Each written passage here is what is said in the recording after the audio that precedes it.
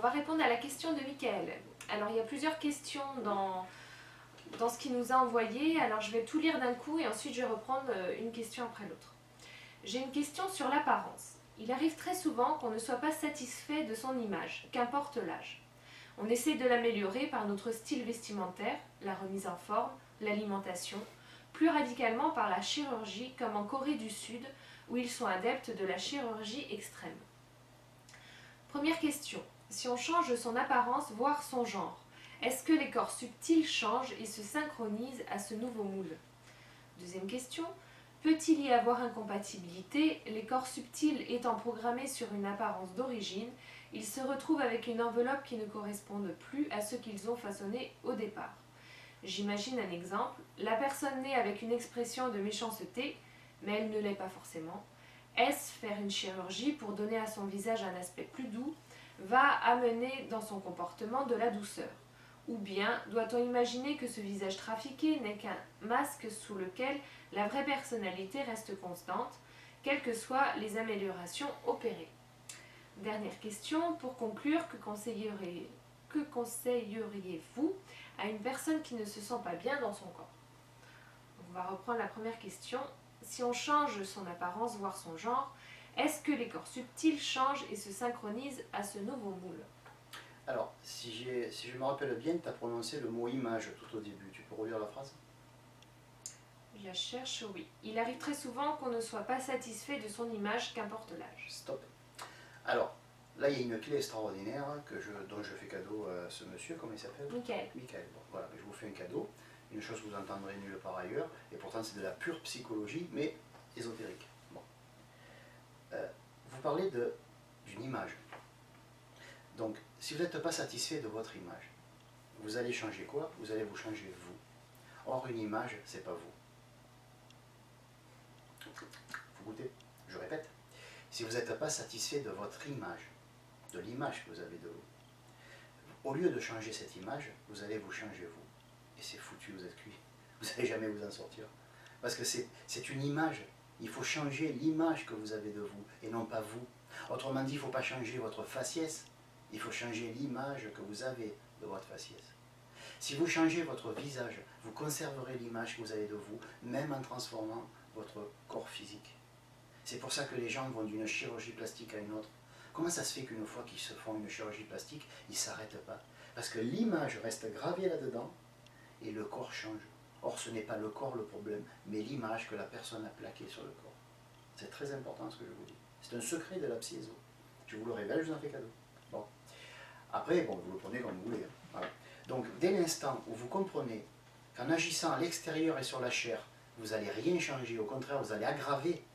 Parce que quand vous allez voir que vous avez changé votre peau, votre forme, vos pommettes, ou que sais-je, le nez plus long, plus court, et que l'image étant la même, vous allez continuer à la placarder dessus. Vous allez être insatisfait.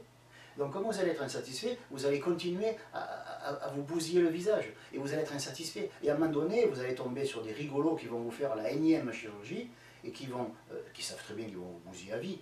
Et là, vous aurez un visage qui sera pire que l'image que vous avez de vous. Et vous aurez toujours rien changé. Donc, la clé, elle est dans la première phrase. L'image que l'on a de nous.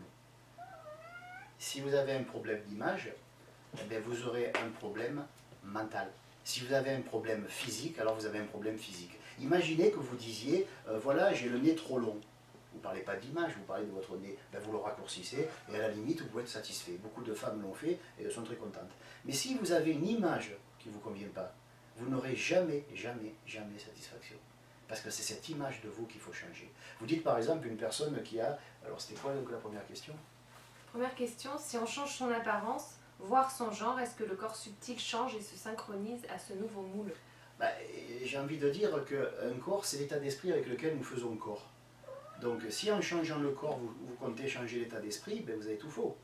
Puisque c'est comme si vous vouliez par les faits agir sur la cause. Le mieux est d'agir sur la cause, et vous laissez tomber l'effet. Parce que l'effet est ponctuel, l'effet est transitoire. Un corps, on le garde quoi, 80, 90 ans maximum. C'est pas ça qui va vous poser problème.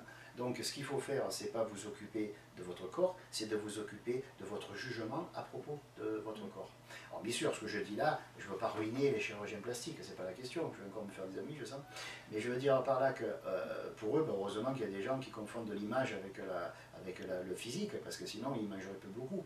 Mais on voit bien en Amérique des gens, il y a des photos qui sont sur internet, qui sont horribles d'ailleurs, où il y a des actrices de cinéma qui étaient jolies comme tout, mais elles n'étaient pas parfaites, elles ont fait la chirurgie esthétique une fois, deux fois, trois fois, maintenant elles ressemblent, mais il n'y a plus rien. On dirait des Boeing 727 là, certains.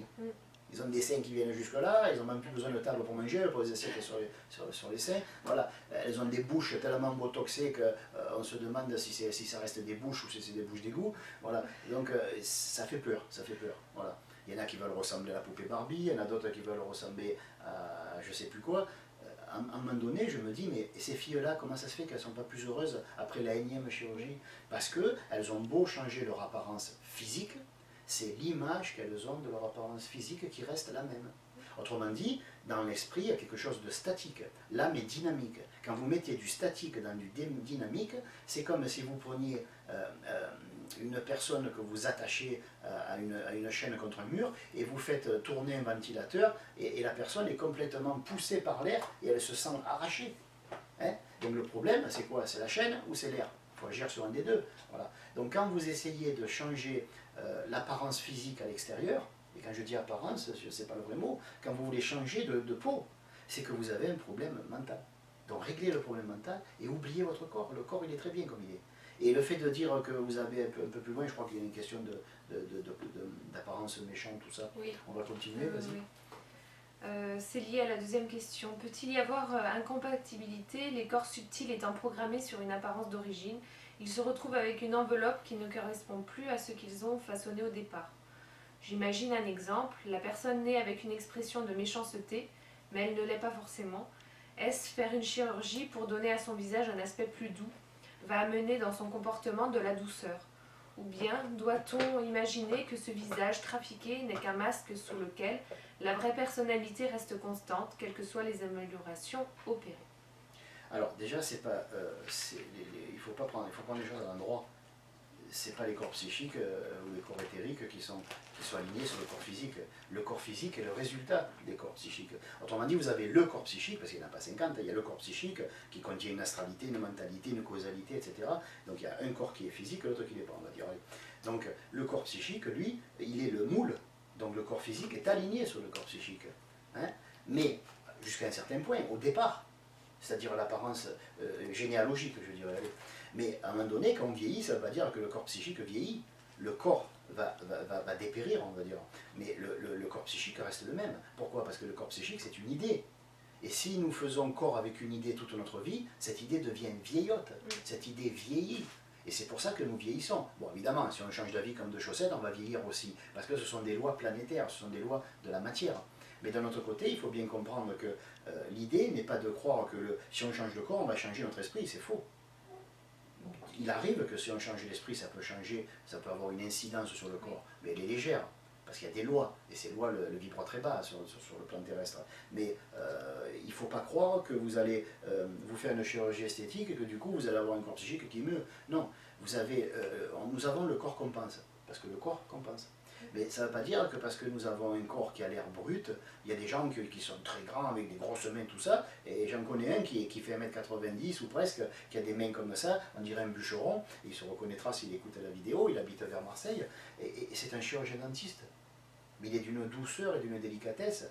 Voilà, moi j'ai jamais eu à passer entre ses mains, mais d'après ce qu'on m'a dit, comme il le dit tout le temps, moi quand on a appris à l'école à faire mal, j'ai loupé la classe. Voilà. Donc c'est quelqu'un qui est d'une douceur extrême, qui est très subtil, et pourtant il est grand, costaud, on se dit oh là là, celui-là ça va être quelqu'un d'assez rudimentaire, hein. Pas du tout, il est très fin. Voilà. Donc attention les partis pris, l'apparence c'est votre idée à vous. Si quelqu'un, d'ailleurs comment il le sait qu'il a un physique méchant ou je sais pas quoi, parce qu'on y a dit. Mais la personne elle a projeté peut-être, parce qu'elle a projeté l'image qu'elle avait d'elle-même.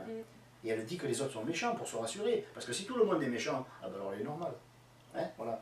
Donc il faut arrêter avec ça. Si demain une femme arrive à faire croire qu'en ayant 50 de tour de taille, c'est parfait, toutes les femmes voudront avoir 50 de tour de taille. Ah ouais, mais à un moment donné, et voilà, qu'est-ce qu'on va faire? Se mettre des gaines, ça ne marche pas? Si ça ne va pas maigrir? On va tricher, pourquoi? C'est quoi la tricherie? C'est quoi la coquetterie de la femme? C'est ce désir de s'aligner sur une image de la femme. Mais cette image, elle n'est pas à l'extérieur. Parce qu'à ce moment-là, moi, je mets au défi une femme qui est exactement la taille qu'elle voulait, le physique qu'elle voulait. Il faut qu'elle me dise si du coup elle a trouvé le mari de ses rêves et si elle est heureuse.